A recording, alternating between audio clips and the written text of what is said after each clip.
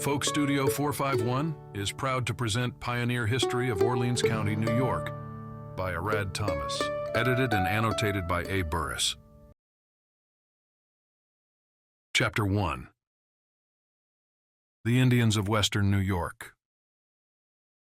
The history of the Indians who inhabited Western New York at the coming of the white men is comparatively unknown. Their own traditionary accounts go back little more than a century, but the numerous relics and ruins and the marks of ancient fortifications scattered over this region of the country, upon which no doubt human labor and skill have been employed, seem to prove conclusively that here men have lived for many centuries past. All these traces of former habitations of men are found within the bounds of Orleans County.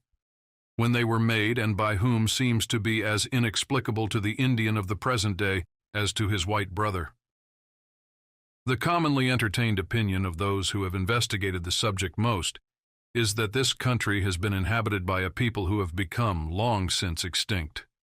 A people of higher civilization and more skilled in the arts than those found here now, known as the Six Nations. The most considerable of these ancient fortifications to be found in Orleans County is thus described in Turner's History. About 1 1/2 miles west of Shelby Center, in Orleans County, is an ancient work.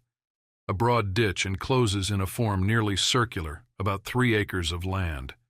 The ditch is, on this day, well defined and several feet deep. Adjoining the spot on the south is a swamp, about 1 mile in width by 2 in length. This swamp was once doubtless, if not a lake, an impassable morass.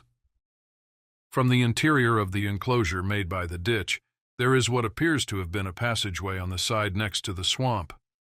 No other breach occurs in the entire circuit of the embankment. There are accumulated within and near this fort large piles of small stones of a size convenient to be thrown by hand or with a sling. Arrowheads of flint are found in or near the enclosure in great abundance, stones, axes, etc. Trees that have grown for 400 years stand upon the embankment. Underneath them are earthenware plates and dishes wrought with skill, presenting in relief ornaments of various patterns. Some skeletons have almost entirely been exhumed. Many are giants, not less than 7 or 8 feet in length. The skulls are large and well developed in the anterior lobe, broad between the ears, and flattened in the coronal region. 1/2 mile west of the fort is a sandhill. Here, a large number of human skeletons have been exhumed in a perfect state. Great numbers appear to have been buried in the same grave. Many of the skulls appear to have been broken in with clubs or stones. The Indians found occupying this part of the country when white men began to settle here were the Senecas, a tribe of the Six Nations. They had no village or permanent settlement within Orleans County, but they counted this as part of their territory, occupied it as their hunting and fishing grounds, and were accustomed to following these pursuits here. Their places of residence were their villages in Genesee and Niagara counties. These Indians were friendly to the whites, and the pioneer settlers of Orleans County never feared their hostility. In the War of 1812 with Great Britain, they took up arms on the side of the United States and made themselves useful to us in checking the invasions of the hostile Indians from Canada, who acted with the British. These Indians had formerly been favorably disposed to the British government, and it was a source of alarm at the breaking out of the war lest they should be found with their old allies. Their great chief, Red Jacket, counseled them to maintain neutrality.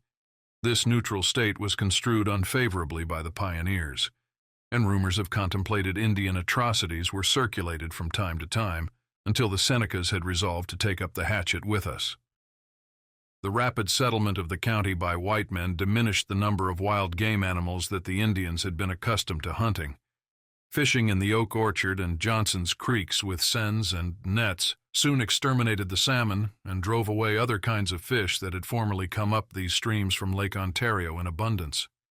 The Indians eventually found the occupation worthless and ceased to come here. In the early days, parties of Indians came over from Canada and wintered in Carleton to hunt. In the spring, they would return to Canada. As game became scarce, they discontinued their visits. Indians, in families or singly, frequently traveled about among the dwellings of the pioneers to beg or sell their small wares, or get whiskey. They were generally harmless and made no trouble.